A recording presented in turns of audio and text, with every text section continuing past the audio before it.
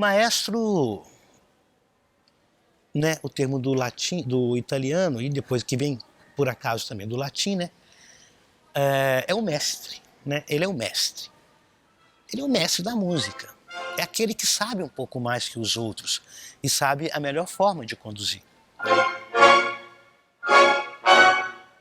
A principal função do maestro são duas. Primeiro, trabalhar bem a orquestra para que ela realmente execute muito bem aquilo que está na partitura. Ele vai dar a concepção musical dele dentro dessa orquestra e vai unir todo mundo ali. Quer dizer, sem ele, ninguém consegue tocar junto também. Pensa numa orquestra sem músicos, sem um maestro, é muito difícil. É uma pessoa que precisa coordenar a ação de 80, 90, 100 músicos no palco, cada um deles tocando coisas diferentes, mas essas coisas diferentes têm que se encaixar e têm que ter um sentido.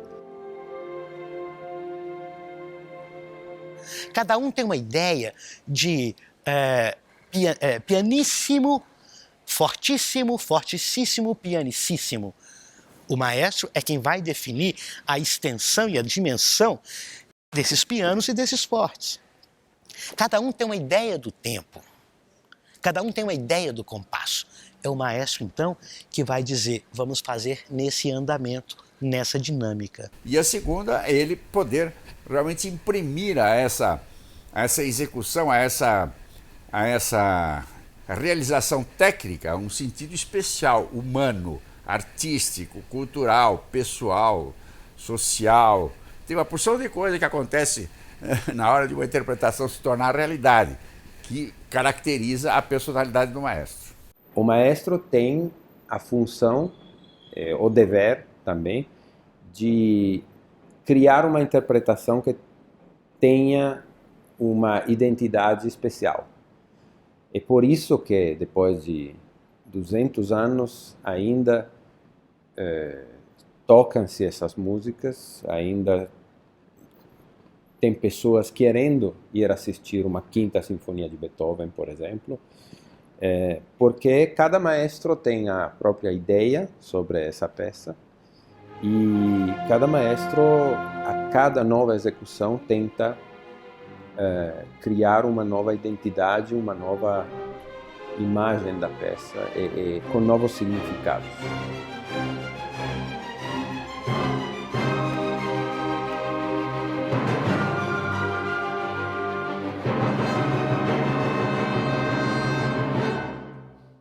O maestro começou como um cravista no século XVIII.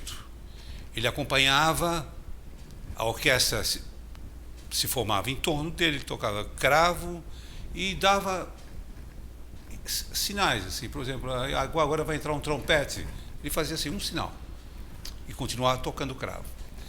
Com a evolução das salas de concerto maiores, o contingente orquestral também se ampliou. Aí era necessário a figura de alguém que batesse o compasso, que unificasse o todo.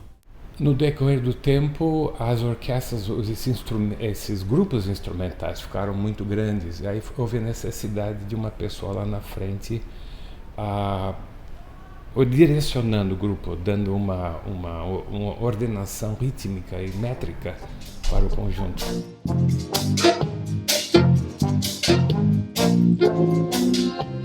As orquestras crescem, você precisa de uma figura que possa liderar esse número enorme de músicos, né, em oposição a uma orquestra que antigamente era um pouco menor e que se autorregulava, né, de alguma forma.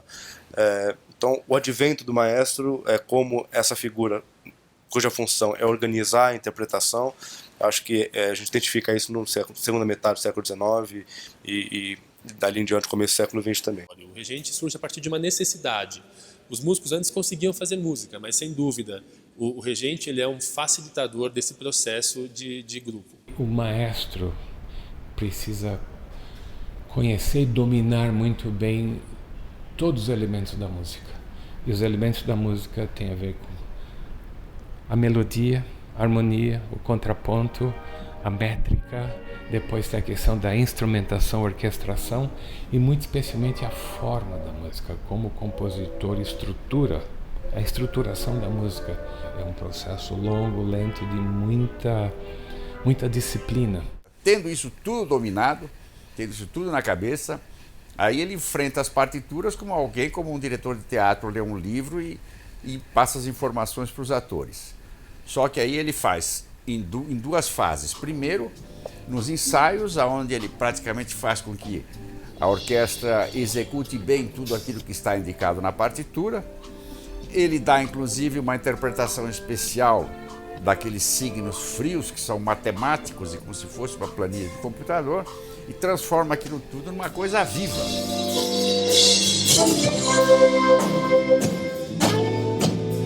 A formação de um maestro é algo bastante complexo, muito longo e muito amplo. Além de você estudar música toda a vida antes de entrar na faculdade, né? Você estuda todo o conservatório. Além disso, você faz a faculdade de regência, que são mais 6 anos de regência. Então, é uma formação que não termina. Por isso que quanto mais velho o regente, né, mais respeitado ele é, mais considerado, porque realmente o conhecimento dele vai acumulando, vai crescendo dia a dia. Regência, nesse caso, envolve os 3 primeiros anos de regência coral. E depois os 3 anos de regência orquestral, instrumental orquestral. É importante essa regência coral, porque você começa a compreender a dinâmica da voz, a dinâmica do cantor, coralista, que é diferente da dinâmica do instrumentista. E depois que você passa por esses 3 anos de regência coral, aí começa a regência orquestral, que é uma outra proposta, é muito mais complexa.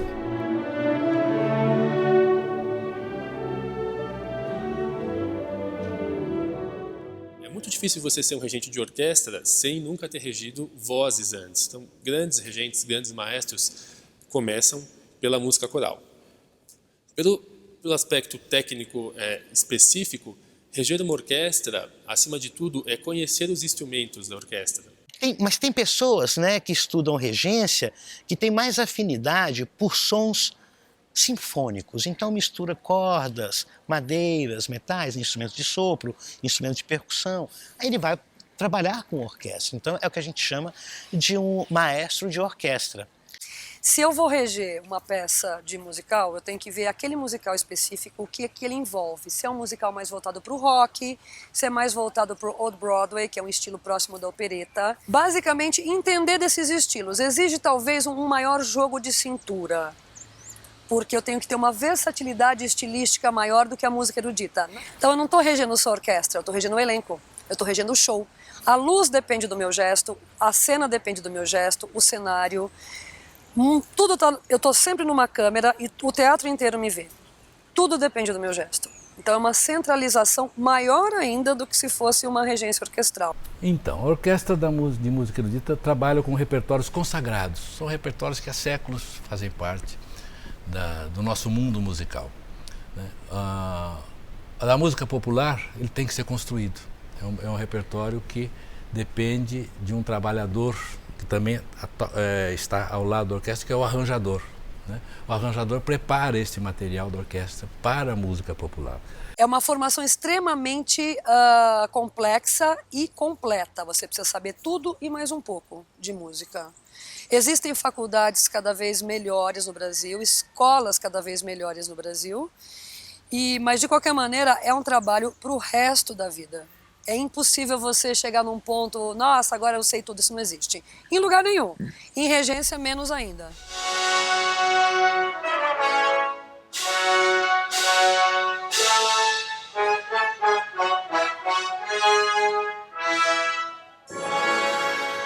Na verdade, as orquestras estão organizadas de um jeito, elas estão divididas em naipes. Então essa disposição, ela varia um pouco, varia de época.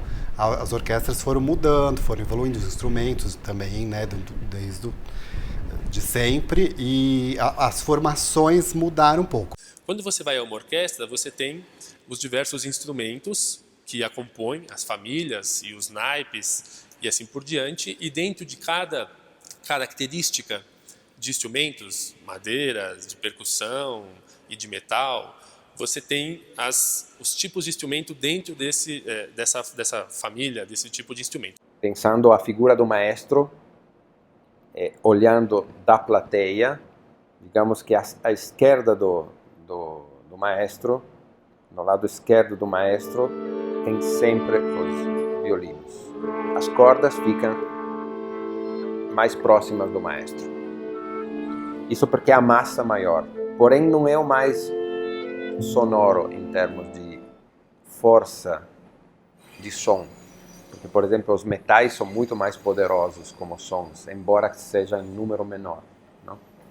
Então, na frente ficam as cordas. Atrás das cordas ficam as madeiras, oboés, flautas, clarinete, fagotes. E ainda atrás os instrumentos de metal. Trompas, trompetes, trombones, tuba. E ainda atrás, percussão.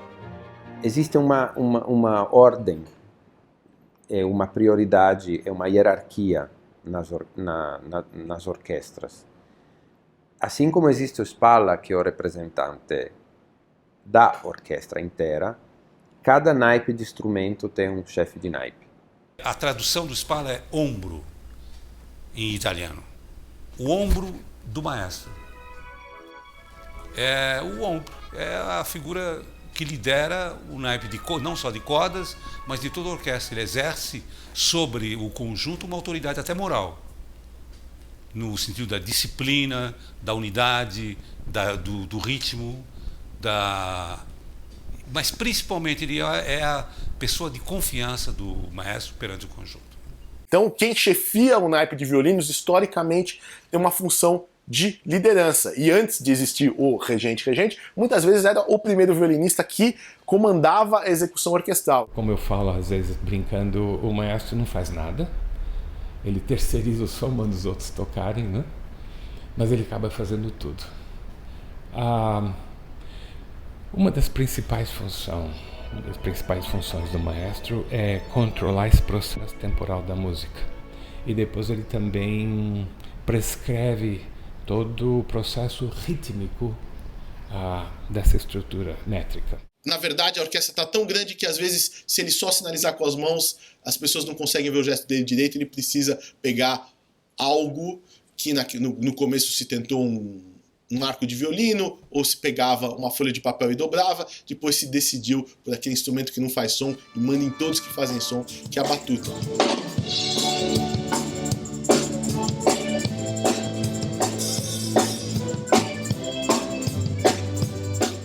Então você tem um trabalho altamente técnico e o gesto é simplesmente uma maneira de se fazer comunicar sem falar. Você tem o gestual dos braços, das mãos, dos dedos, mas o olhar realmente é o que estabelece o contato. O gesto não é nada mais, nada menos do que a moldura que você estabelece para tentar traduzir espacialmente um som totalmente abstrato. Então, você tem regras que se moldam praticamente a cada maestro. Cada maestro tem o seu gesto. Ora faz um acento de uma maneira, ora de outra. A independência das mãos é fundamental. O maestro tem que chegar na frente da orquestra e fazer pá, e naquela fração de 1/16 de segundo, 80 pessoas entram. Então os seus gestos têm que ser tão claros, né, que os 80 músicos entendem. O maestro consegue sempre ser visto. Ele fica de um jeito onde todos os músicos podem vê-los. Assim, na verdade, isso é muito importante. A gente precisa entender a concepção dele, precisa seguir o que ele está fazendo, né? A gente não pode fazer exatamente o que a gente quer, né? E ele precisa unir esse grupo, né? Então a gente precisa que todo mundo veja sempre. Todos, com certeza, veem. Então, se nós trabalhamos primeiro com compassos, Que tipo de compasso que é? Binário, ternário, quaternário, quinário, etc. Quantos tempos tem cada compasso? Então, por exemplo, um compasso quaternário internacionalmente se rege dessa maneira. 1, 2, 3, 4. 1, 2, 3, 4. Um ternário. 1, 2, 3. 1, 2, 3. Um binário. 1, 2, 1, 2. Enquanto você está batendo o tempo em uma das mãos, a outra está desenhando um círculo. Parece fácil de dizer, mas é muito difícil de fazer. Você treina para isso, né? São duas partes do cérebro que trabalham concomitantemente. Uma, a base racional, aqui na mão direita, e a outra é totalmente irracional. Posso fazer um círculo aqui, a mão direita continua inalterável. Então, essa independência das mãos é que possibilita mais se comunicar com a orquestra.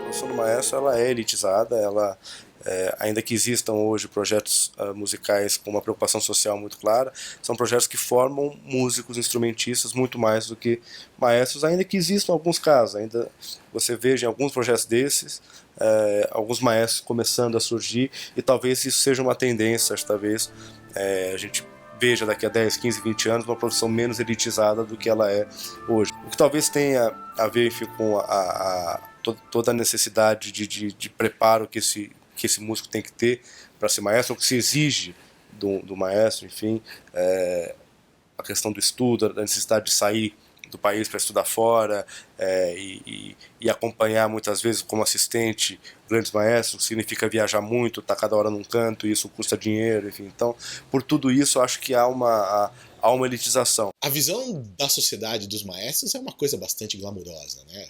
A palavra maestro tem lugares do Brasil, no Rio de Janeiro, por exemplo, que eles chamam de maestro qualquer músico com proeminência, mesmo que o cara não reja, sendo um compositor, eles já acham que tem que chamar de maestro, porque o maestro é aquela palavra para dizer quase como uma outra categoria, quase como uma elite, uma aristocracia da música.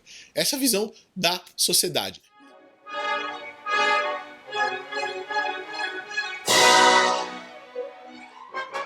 A arte da regência é essencialmente europeia. Ela nasceu na Itália, se desenvolveu na Alemanha e na França. Então nós herdamos toda essa cultura. E nós ainda produzimos muita música europeia, mas já há uma manifestação no Brasil, em termos de repertório sinfônico, muito eloquente, muito grande.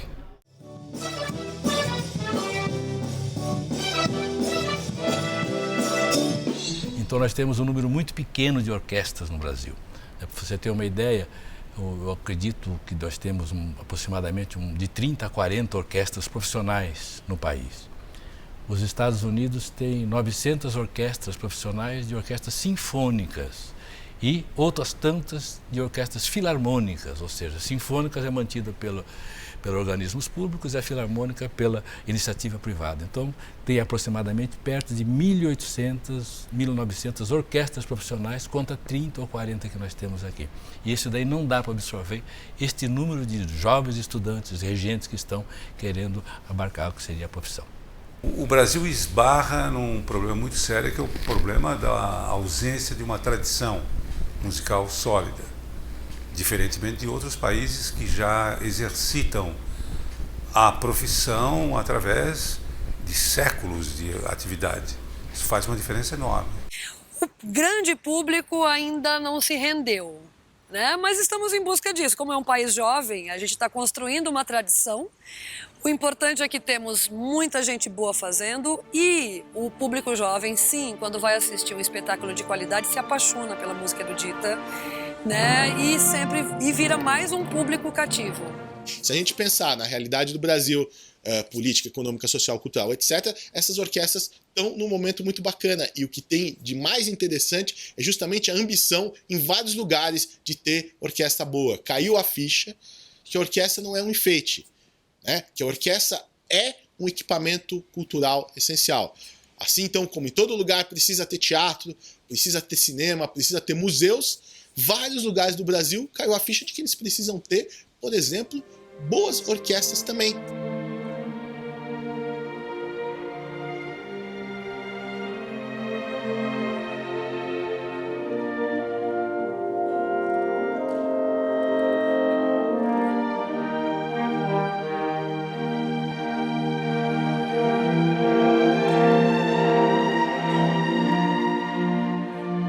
Mulheres regentes ainda são bastante minoria. Se a gente estivesse tendo essa conversa há uns 10, 15 anos atrás, a gente teria que buscar os nomes muito raramente. Hoje em dia, já não. Felizmente, finalmente, no terceiro milênio, muito tardiamente com relação a todas as outras atividades, a regência está se abrindo, mas hoje em dia ainda é mais raro. Então, é um pouco mais difícil para a jovem e um pouco mais difícil para a mulher também. A questão do preconceito contra a mulher, né? Essa é uma questão muito delicada. Eu ainda não tenho uma resposta definitiva sobre isso. Antes eu sempre dizia que não havia preconceito. De fato, eu não sinto, por parte dos músicos, nenhum rechaço, nenhuma barreira. Eu acho que o músico, ele te respeita. Quando ele se vê diante de um verdadeiro maestro, ele te respeita.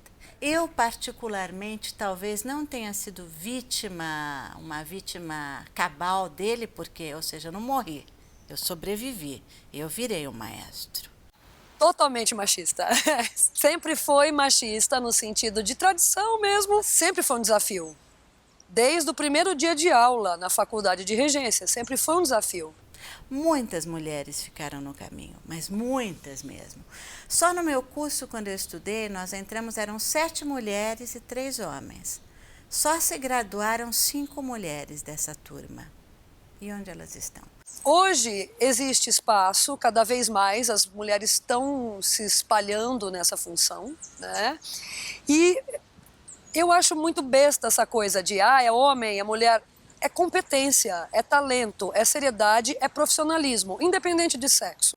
Mas acho que os resultados dessas mulheres que estão regendo são tão incríveis, idêntico ao resultado de grandes regentes homens. Esse assunto logo vai ser só assunto de poucas minorias de pessoas que sempre continuarão a achar motivos para falar de preconceitos.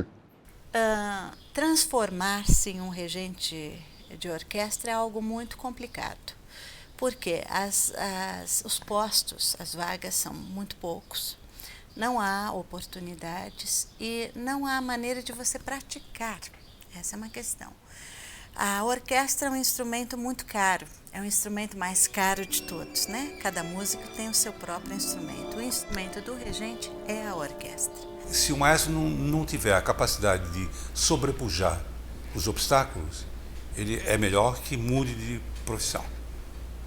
Vai escolher uma outra profissão, porque essa exige determinação. Determinação e vontade pessoal. Eu acho que essas duas verdades são as que tornam a vida de um maestro mais fluida, mais plena, quando ele é munido desde cedo de vontade e determinação. Lidar com as pessoas de forma honesta, direta, é o caminho mais curto para se conseguir justamente uma harmonização. E a vivência, a música, para mim, é apenas um instrumento do meu crescimento pessoal.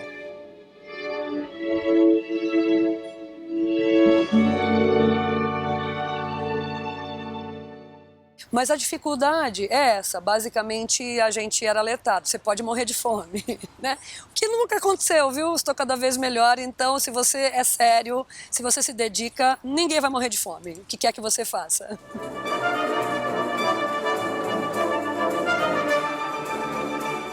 A emoção de estar no palco.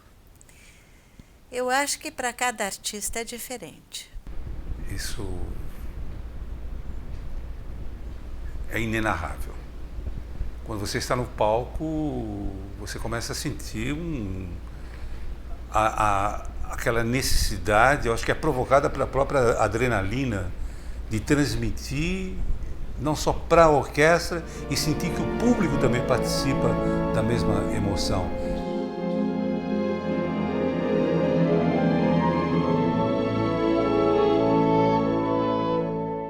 Então a gratificação não saberia te explicar o que significa isso. Eu acho que é a vida da gente. A gente viveu para esse momento, né? Então às vezes você vive, trabalha, ensaia por aqueles 5 minutos que você tem ali. E ali é a sua realização.